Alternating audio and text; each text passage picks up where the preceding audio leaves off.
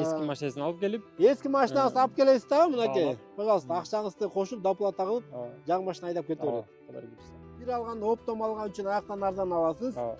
Баягы оптом сүйлөшүп доставкасы арзан болот. И келип өзүңүздүн салонуңузда саткан үчүн бул баасы бир кыйла арзаныраак Арзан чыгат. болот. Колдон келишинче арзан сатканга аракет кылып атат. Эч кандай баштапкы төлөм бербейт. Эч баштапкы төлөм жок. Ал машина келди, мына бүгүн келди. BYD. BYD.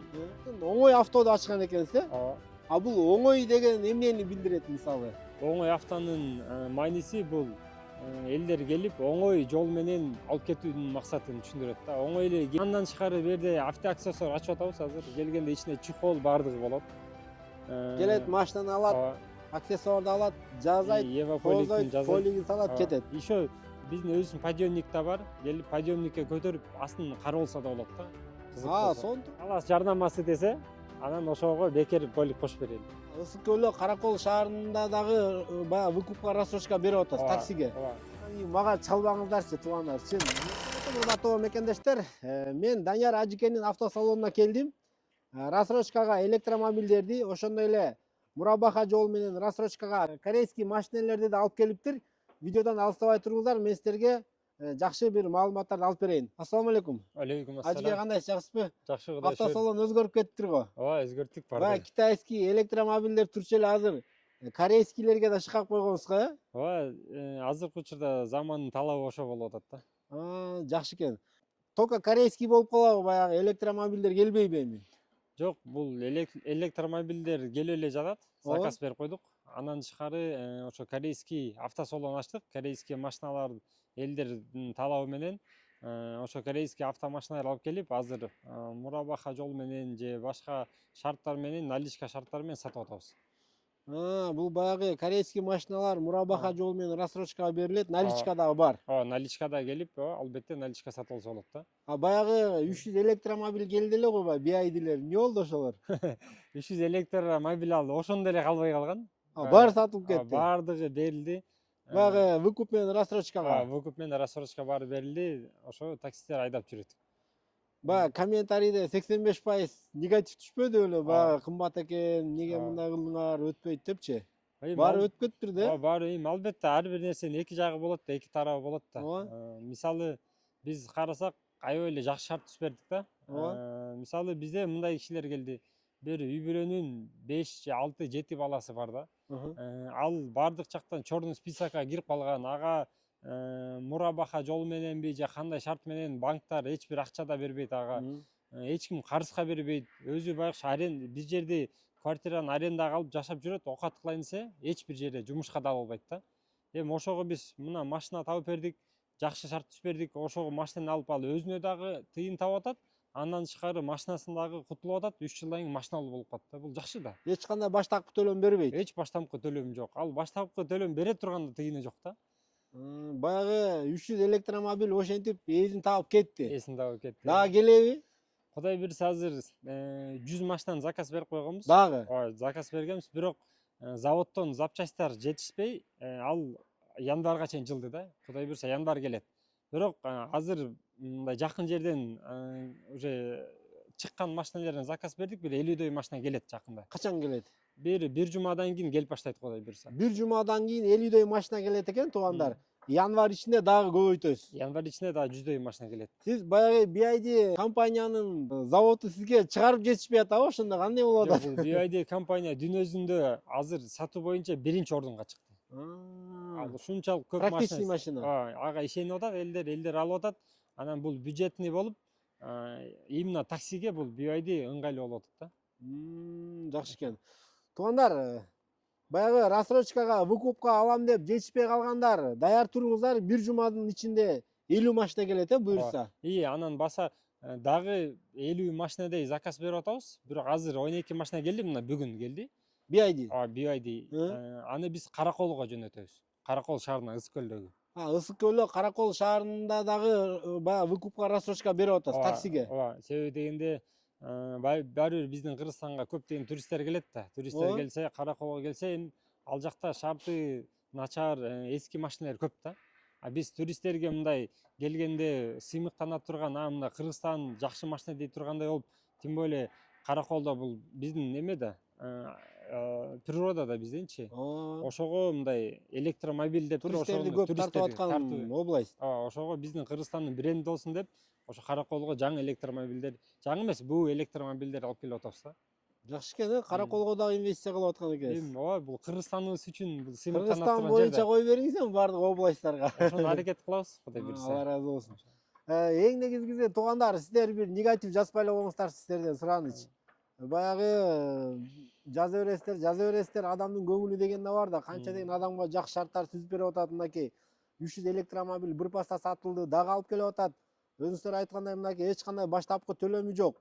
Ошол эле акчаны баягы арендага алып иштешип атат, туурабы? 2300 сомду арендага алып иштешет ошондой электромобилдерди. Жок, мисалы аренда алсак ал деле баягы айткандай эле да, 1,5 миңден 2 миңге чейин аренда.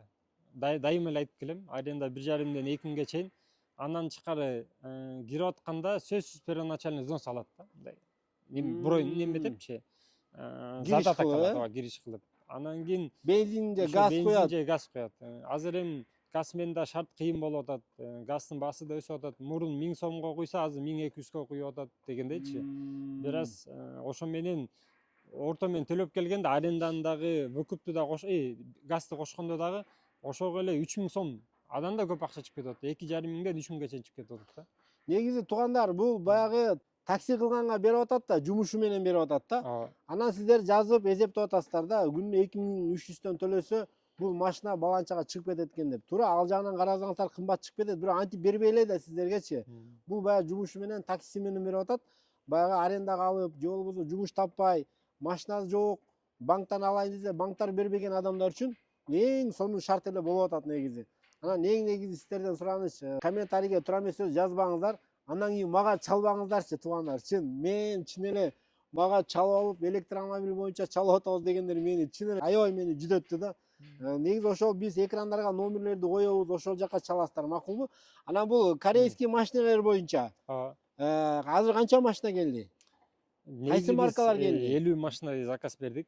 Азыр 50 машина турат. Бул биздин өзгөчөлүгүбүз эмне болуп атат? Биз өзүбүздүн тыйынга заказ берип, арзан, колдон келишинче бизде масса болгон үчүн арзан алып атабыз. Мисалы 100, 200, 300 долларга чейин арзан алып атабыз. Анан бул жакка келгенде колдон келишинче арзан сатканга аракет кылып атабыз да. Анан кийин бул жактан келип консультация алып сүйлөшсө, кээ бир жерден скидка берип койгонго да мүмкүнчүлүктөр бар да. Шартына жараша, анын кандай мүмкүнчүлүгүнө жараша келип сатып алса болот машинаны. Бери негизи наличка эле сатыла турган жер да, Кудай буйрса. Негизи наличка эле, бирок баягы шарты туура келгендер мурабаха менен рассрочка алып кете берет.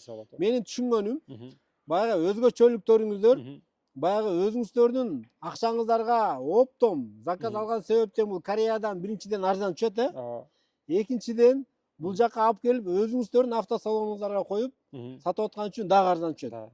Болбосо, мисалы мен автосалон ача турган болсом да, стикиндей кылып, мен мынча машинаны өзүм акчам жок алып келе албайм. Элдердин алып келген баягы бирөө бир машина алып келет, бирөө 2 машина алып келет, 3 машина ошолорду сатып берем. Алар кошот, анан мен да кошом, туурабы? Ошентип бул баалар өйдөрөөк болмок. Ооба, өйдөрөөк болмок, туура. Сиздики баягы бир алганда оптом алган үчүн аяктан арзан аласыз. Баягы оптом сүйлөшүп доставкасы арзан болот. И келип өзүңүздүн салонуңузда саткан үчүн бул баасы бир кыйла арзаныраак арзан болот. Бул машинадан мындай алыстан азыр биз бааларын айтып койсок, комментарийге кайра жазат да, силердин бааларыңар кымбат турбайбы депчи. Машинанын көп өзгөчөлүктөрү бар экен да, комплектацияга болот, машинанын состояниесине, канча километр пробег бар. Ошон үчүн бул жерден айтсак, элдер башка жактан мен башка жактан арзан көрбөдүмбү деп туруп кайра негатив жазат да. Кыскасы келиш керек, көрүш керек, айдап көрүш керек, пробегин көрүш керек, состояниясын көрүш керек. Мындай эле айтып койбойсузбу? Өзү канча миңден канча миңге чейин келе ала алат. Мисалы, Spark'тар алсак деле 7900төн башталат да. 7900төн баштап, анан кийин аягы 20 миң доллар менен бүтөт. 20 миңге кайсылар бар? 20 миң долларга Kia K7'дер бар, ошолор бар. K7'дер. Жакшы состояниялар бар. Карнивалдар бар экен, ошондой эле K5. Rexton бар экен, пикап. Rexton пикап бар. Сонун экен. Rexton. Бул Rexton дагы эми бул Кыргызстанда илгертеден эле бунун баягы аты чыккан машина, практичный машина, дизель да? Ооба, дизель. Дизель, экономичный, күчтүү, 4W, запчастьтары дагы кенен. Ошону да көрсөңүздөр болот. Ушу Rexton баазы канча мисалы? 17 миң долларга алса болот. 17 миң долларга жылы? Жылы азыр ошону караш керек. 2018 деп Ой, турган 2018, по-моему. ой, 2018 жылкы Рекстонду да көрсөңүздөр болот. Мгм. Да мисалы обмен жолдору жокпу? Мисалы мен машинамды берип жаңыртып кетейин деп берип доплата кылып алып кетсе болбойбу? Эми аны дагы биз азыр рыноктон жакшылап ошол жагын үйрөнөлү. Анан обмен дагы киргизебиз Кудай буюрса. Обмен кирет. Ооба, Кудай буюрса. Сонун экен анда. Эски машинасын алып келип, Эски машинаңызды алып келесиз дагы мынакей. Баалап. Пожалуйста, акчаңызды кошуп доплата кылып, ооба, жаңы машина айдап кете берет. Кудай буюрса. Сонун экен анда. Алла ыраазы болсун, ажыке. Ооба. Ушундай ишкерлер көбөйсүн. Урматтуу Мгм. мекендештер. Элге салым кошуп аткан, кыргыз элине чоң бир жардам берип аткан, ушундай акчаларын инвестиция кылып, баягы экономиканы да көтөрүп аткан инсандарыбыз көбөйсүн. Сиздерден болгону лайк күтөбүз. Келип ажыкенин салонунан келип машинаны сатып алыңыздар. Кааласаңыздар наличка, кааласаңыздар рассрочка, кааласаңыздар мурабаха жолу менен, кааласаңыздар электромобилдерди выкуп менен келип алсаңыздар болот. Бул эми корейский машиналар улам келе берет эми. Бул корейский улам келе берет. Канча сатылса заказ бере беребиз. Токтобойт. Ооба, токтобойт. Электромобилдер да токтобойт. Электромобилдер да Кудай буюрса токтобойт. Автосалонду атын оңой авто деп ачкан экенсиз, Ооба. А бул оңой деген эмнени билдирет мисалы? Оңой автонун мааниси бул элдер келип оңой жол менен алып кетүүнүн максатын түшүндүрөт да. Оңой эле келдиң, эч кыйналбайсың. Жолу жерге келип мындай чай ичип, кофе ичип анан алып кетесиң. Же ошо алып берүүнүн мурабаха жолго деле анын документтери керек. Ошо документтерге биздин балдарыбыз жардам берет да. Консультация берет. Консультация Кайсы берет. документти Ооба. толтуруш керек, кандай кылыш керек, баягы ооба. бекер кеп кеңештерди берип, Ооба. машинаны оңой алып кетет экен да. Оңой алып кетет да. Туугандар, караңыздар. Оңой авто деп келе бересиздер. Instagram баракча барбы? Instagram баракча бар, оңой авто. Instagram баракчасына катталасыздар. Дарек кайсы жерде? Дареги ошо Жумабека 241. Жумабека 241ге келесиздер. Келип мына машинаны тандап аласыздар. Эвополик кандай иштеп атат? Эвополик жакшы, Кудайга шүгүр. Жакшы иштеп атабы? Биздин балдарыбыз 300 машинага Эвополик жазады. Өзүбүздүн 300 машинага. Колдору бышып, мындай уже баарын түшүнүп калды. Профессионал болуп калды. Профессионал болуп калды. Андан тышкары башка кардарлар да келип атат, аябай жакшы. Алардын дагы машиналарын керек болсо электробусиктер да келди бизге. Электробусиктердин да ичин жазадык да. Бардыгы. Жакшы экен. Андан тышкары бу жерде автоаксессуар ачып атабыз азыр. Келгенде ичине чехол бардыгы болот. Келет, машинаны алат, аксессуарды алат, жазайт, Полигин жазайт, полигин салат, кетет. Еще биздин өзүбүздүн подъемник да бар. Келип подъемникке көтөрүп, астын карап алса да болот да. Кызык болсо. Сонун турбайбы? Бул жерде подъемник коюп тур, ажык Алла ыраазы болсун. Баягы машинаны айдап эле көрбөстөн астында чирик барбы, Баягы рамалар ийилген эмеспи, астында баягы удар жокпу, көрүш керек болот. Кайсысында барып, ким сизге подъемнигин берет турабы? Бизден бекер эле ошону көтөрүп кетсе. Келесиздер, көрүп эле подъемнигине кирип, астын көтөрүп көрүп, текшерип, айдап көрүп, дөңгөлөктөрүн айландырып көрүп, жүргүзүп көрүп алып кете берет. Сонун шарттар түзүп атыптырсыз да. Баягы поликтерди мен айтып алып аткан кишилерге бекер бердик делем да, себеп болду. Неме кылайлы? Кандай болот ал жагы? Биринчи 10 кардарга бир не деп койлу, талас жарнамасы десе, анан ошого бекер полик кошуп берели. 10 кардарга. 10 кардарга. Электромобилге же корейскийге деле? Корейскийге. Корейскийге. Электромобилгечи? Электромобилге сиз себеп болуп бул кол коюлган. Качан кол коюлган болуп, вак болгондо, качанга чейин болсо да иштей берет ал. Электромобил алып аткан туугандар, мынакей, мага да бир батаңыздарды берип коесуздар. Электромобилди выкуп менен алып кетип атканда, мен ажыкемди баягы эми бериңиз, бир неме кылыңыз деп отуруп, электромобилдерге поликти бекер подарка кылдырткам да. Азыр эми корейский машиналарга дагы кылдырттым, бирок 10 машинага болду. Алгачкы 10 машинага талас жарнамадан көрүп алып атат элек. Ошол себептен десеңиздер, баягы поликти айтсаңыздар, алгачкы 10 машинага полик бекер берилет. Алла ыраазы болсун. Да эмне суроо жооп калган жокпу? Бардыгы бүттү, Кудай буюрса. Колубуздан келишинче эле маалымат бердик. Эми туугандар, калганды өзүңүздөр дагы төмөндө экрандан номерге чаласыздар. Видео лайк басып коюңуздар. Машина издеп жүргөн досторуңуздарга бул видеону сөзсүз түрдө жөнөтүп коюңуздар.